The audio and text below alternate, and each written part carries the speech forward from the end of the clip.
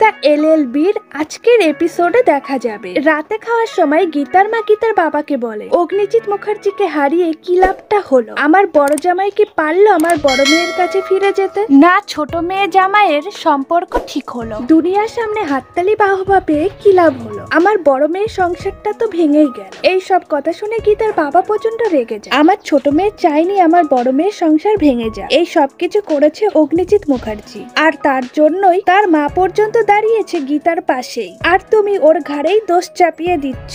গীতার মা গীতাকে বলে, আমি তোকে এই শিক্ষা দিয়েছি ঘর ভাঙার? কেস নাই, পরে তুই জিতে যাবি, ঘর তো আর জোড়া লাগবে না। গীতা বলে, আমি কারোর ঘর ভাঙিনি, আমাকে একটু সময় দাও, মূল অপরাধীকে ধরে শাস্তি পেতে দাও, ততদিন তুমি চুপ করে থাকো। গীতার মা গীতাকে বলে, খেয়ে যা, খাচ্ছিস না কেন? তুই আবার নতুন কি আধিক্যতা শুরু করেছিস? পদ্ম বলে, আজ তো সারাদিন কিছুই খাইনি, বেশিরভাগ সময় না খেয়েই থাকে। গীতা বলে, যে মানুষটা হাসপাতালের বেডে শুয়ে আছে ভালোবেসে আমাকে বাঁচানোর জন্য, তার শরীরে শুধুমাত্র স্লাইন ঢুকছে, পেটে কিছু নেই, আর সেখানে আমি বসে বসে তোমার হাতের বানানো খাবার খাবো? পদ্ম বলে, স্বস্তিক দাদাবাবুকে খুব ভালোবাসে। এরপর দেখা যায় এই সব কথা শুনে শাস্তিক খাবার ছেড়ে উঠে দাঁড়ায়। গীতার মা বলে, তুমি খাবার ছেড়ে উঠে গেলে কেন? শাস্তিক বলে, আমি এখান থেকে ভাবছি চলে যাব। গীতার মা বলে, কোথায় যাবে তুমি? এখনো তো ওই বাড়ির দরজা তোমার জন্য খুলে দেয়নি। শাস্তিক বলে, চলে যাব কোথাও এক। গীতা শাস্তিককে বলে, কোথাও যাওয়ার দরকার নেই, আপনি এখানে থাকবেন আর লোক হাসাবেন না। আপনি আপনার বাবা অনেক লোক হাসিয়েছেন, আর আমি বুঝতে পেরেছি আপনার কোন কথাটাতে অসুবিধা হয়েছে, কিন্তু ওটা একটা ঘটনা। স্বস্তিক মুখার্জি আমাকে ভালোবাসে, আর আমি স্বস্তিক মুখার্জিকে পাগলের মতো ভালোবাসি। আপনি আপনার স্ত্রীর কাছে ফিরে যান। গীতার বাবার বিশ্বাস গীতা সবকিছু ঠিক করে ফেলবে। এরপর দেখা যায় কিরণকান্তি বাবু তার ছেলের জামিনের জন্য 50 লাখ টাকা দেয় ভজন মিত্রের কাছে। সে অগ্নিজিৎ মুখার্জিকে অপমান করতেও ছাড়ে না। কিরণকান্তি বাবুর একটাই শর্ত, যে কোনো মূল্যেই তার ছেলের যেন উচ্চ আদালত থেকে তার ছেলের জামিন হয়ে যায়, না হলে সে সবাইকে দেখে নেবে। সে সরাসরি ভজনকে হুমকিও দিয়ে দেয়। এরপর দেখা যায় কাব্যিয়া তার বাবা মাকে জানায় বিয়ের কথা বলার জন্য মুখার্জি বাড়ি থেকে তাকে একবার ডেকেছে। কিরণকান্তি সোজাসুজি তার মেয়েকে জানিয়ে দেয় তার ভাইয়া আগে জেল থেকে বার হবে, তারপরেই বিয়ের আলোচনা হবে। কাব্যিয়া একা একা বলতে থাকে সে স্বস্তিকের জন্য সবকিছুই ছাড়তে পারে।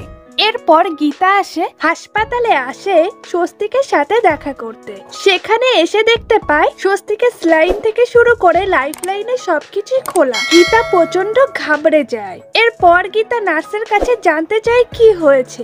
নার্স বলে, আমি কিছু বলতে পারবো না। গীতা আরো বেশি ঘাবড়ে যায়। গীতা স্বস্তিককে কাঁদতে কাঁদতে বলে, আমার কিন্তু এখন ওই কথাটা বলা বাকি আছে যেটা আপনি আমার মুখ থেকে শুনতে চেয়েছিলেন। আপনি বলেছেন আমাকে ভালোবাসেন, আমি কিন্তু বলিনি, অনেক কথাই বাকি আছে। এরপর স্বস্তিক গীতার দিকে তাকিয়ে মুস্কি হেসে দেয়। গীতা ওখান থেকে চলে যেতেই স্বস্তিক গীতার হাত ধরে ফেলে। স্বস্তিক গীতাকে জিজ্ঞাসা করে কি বলা বাকি আছে। গীতা প্রচন্ড ইমোশনাল হয়ে বলে, আমি প্রচন্ড বকবো, সিস্টারের সাথে ষড়যন্ত্র করে আমাকে কষ্ট দেওয়া। সিস্টার বলে, একদমই বকবেন না, তাহলে ডাক্তার আমাকেও বকবে, ওনাকেও বকবে। সারা রাত শুধু আপনার নামই জপ করেছে, আপনার নাম ওর ওষুধের মতো কাজ করেছে। এমন ভালোবাসাকে কখনো কাজ ছাড়া করবেন না।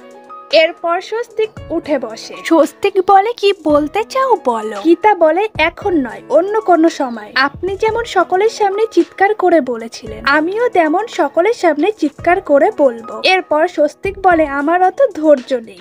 গীতার চোখে পড়ে স্বস্তিক তাদেরকে আড়াল থেকে দেখছে। এরপর গীতা চিৎকার করে বলতে থাকে সে তাকে ভালোবাসে, শুধুমাত্র তাকেই ভালোবাসে।